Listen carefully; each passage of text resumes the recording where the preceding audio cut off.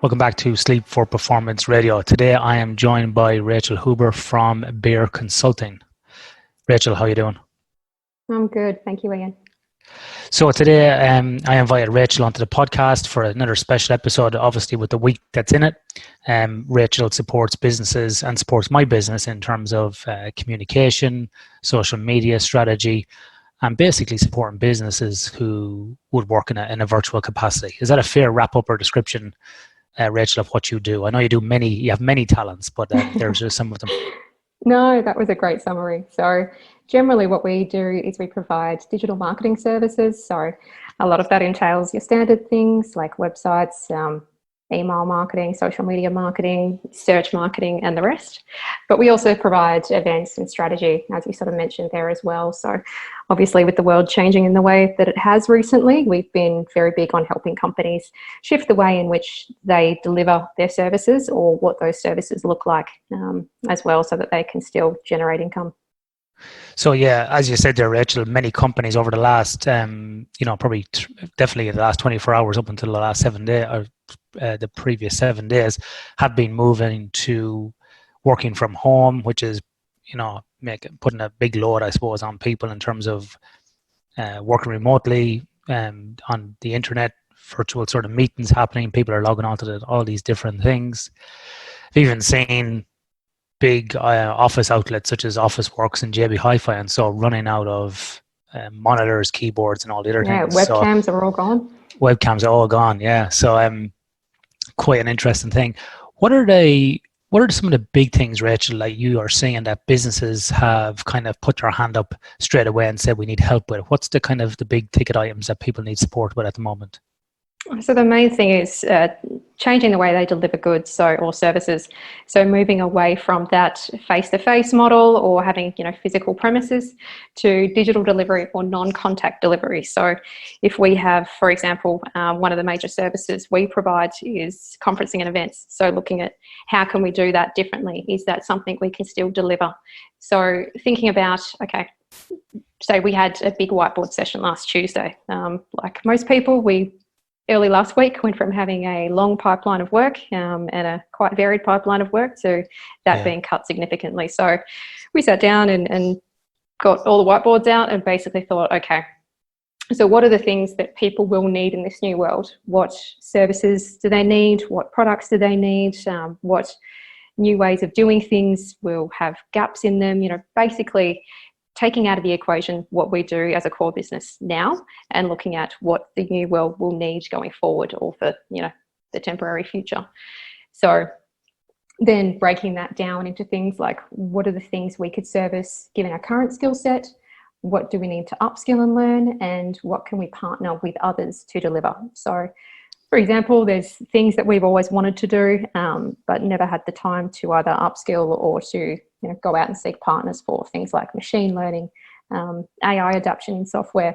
So now that we have the time, what can we do to learn ourselves on those additional programming languages so that we can then deliver those services?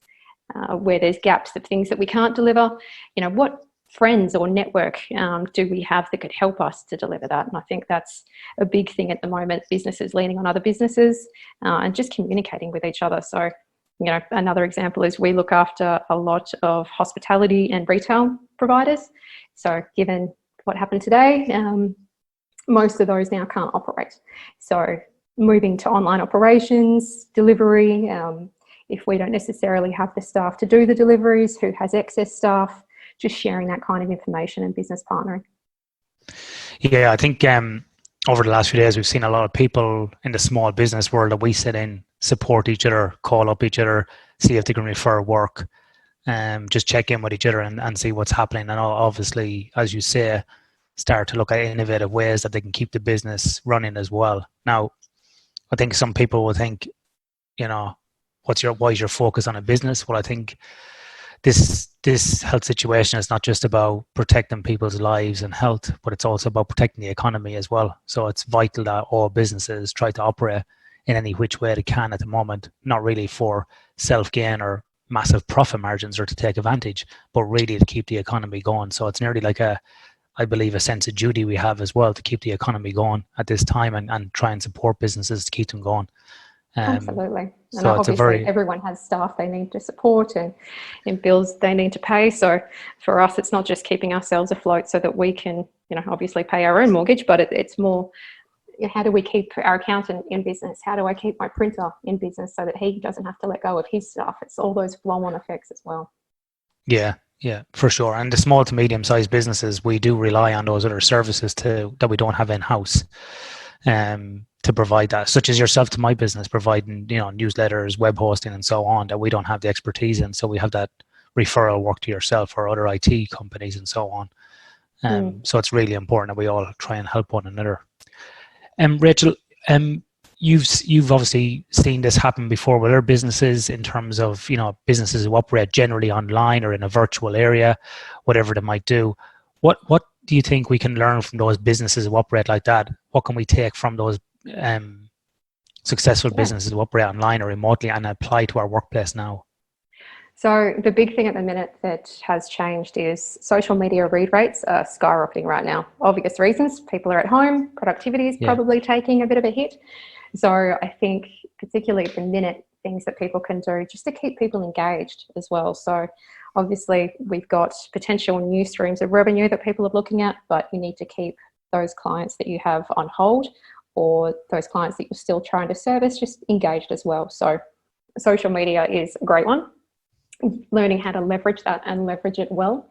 So growing your engagement not only helps in the short term, but it also helps Facebook's algorithm and Instagram's, all of them really, to see your content as more worthwhile, and it'll boost and show to more people ongoing as well. So it has flow-on effects, even if you do tend to drop it back a little bit down the line. Thinking of how you can engage with that audience on an informative, educational, aspirational style front, particularly at the minute. The feeds on Facebook and Instagram and then LinkedIn and the rest can be a little negative with all of the media coverage. How do you break that up a little bit? Give people a little bit of something positive, even if you aren't in service. So some bars, for example, they might be sharing, just fun content, memes and things like that, so that people are still engaging, still, front of mind with the brand and pushing through that way. As with other things, emotion at the minute is quite high. So social media is full of outrage culture, as is the internet. So thinking about, being positive, don't engage in arguments, and just picking battles carefully and with empathy and going forth on those communication fronts, I think is what some of the best brands are doing right now. So that's just general social media use in general anyway, isn't it? Because people are always outraged. So, basically. So maybe nothing's changed really. No, definitely not. There's just a bit more of it at the minute. What's some of the positive things, Rachel, you're seeing at the moment with businesses? Have you got any examples of how businesses have reacted to this in a positive way and are starting to normalize or even thrive under these conditions? And just more of the shift to online again. So, training providers obviously are doing quite well out of this. So if they've gotten ahead of the curve and thought, okay, well, I normally do a face-to-face workshop format. How do I deliver a really engaging workshop, but virtually? Yeah. So not many people do that well. I think most training that you've probably seen on the internet is someone's recorded videos, they've uploaded them, and then they listen to them at their own people listen to them at their own leisure. So there's not that two-way feedback. It's not live. It's a different level of training. So how can you break that mold a little bit, think outside of the square, and then deliver that to companies? They don't know this space well. Everyone's learning as they go. So if you've got a concept figured out and you've had a couple of tests of it already, I think it's definitely a good thing that people could try. So, Rachel, one of the fears might be for small to medium businesses. They might be listening to this and go, well, that's great, Rachel, but I haven't really got the money to spend on developing, online platforms right now. Is there any cheap and easy options that people could avail of where they could get their product out there? Like you say, interactive training, engage with their clients, customers. Have you got any ideas on how we might be able to do that? Google is your best friend. So anything you can think of, Google the hell out of it. So I guess it comes back to that whole, what do I need to upskill myself on? So, one of the things we can control right now is our own time. So what skills do I need to learn to do that? So if you wanted to do, say, a Squarespace website, there's so many review websites out there as well. So if you went, I want to build my own website, what platforms are there? You could probably read a review to go. If you want to do e-commerce and have X, Y, Z, then you can go to these guys. If you need, these features, this is your best way forward. So just research. Research is the key thing. I've taught myself so many things over the years just in regards to keeping up to date with programming language, new marketing, all that kind of stuff. It's such a changing field. So the more you can educate yourself, and there's all the resources out there for free 9 times out of 10, the better you can get at those sort of things. Yeah, I think over the last, we've used Zoom for recording podcasts or meetings and so on for the last number of months anyway. But we've been using Zoom now to record like international webinars this morning to provide information that's positive and, will enable people to get through this. We did a podcast this morning or a webinar on sleep for immunity, mental health and physical performance that just went up on YouTube. So I know it mightn't sound like much, but even teaching myself just how to upload those videos, how to edit things, how to download them, how to share those really quickly, and it might be a kind of a crude version at the moment, but I think you're right. I think if we can get the message out, if we can contribute in a positive way, it's going to be something in the right direction. It doesn't have to be perfect, but like you said, once we have our presence out there as a small to medium business and we're doing something in a positive manner, it's all going to help.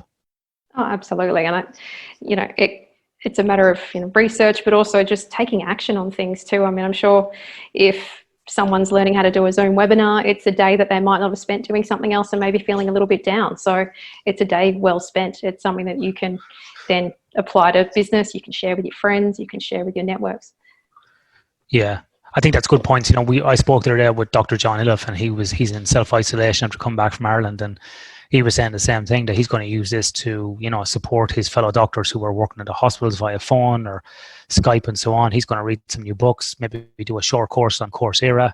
There's lots of things you can do to help you, rebound from this or improve your business at this time. So I think you're right. Google is your friend. Put as much stuff as you need into that, as much search terms, and see if you can find the answer. And you know what? If you try and it doesn't work, it's okay, because I think a lot of us are in the same boat, and we can forgive a few extra mistakes at the moment.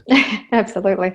And I think that's the main thing as well. Like, what are the things that you've really thought that you wanted to do or that were nice to have that have just rolled from to-do list to to-do list? I know myself, I've got a month list that I have of things that I'd like to do, say in my overhead, admin kind of time, and it never happens.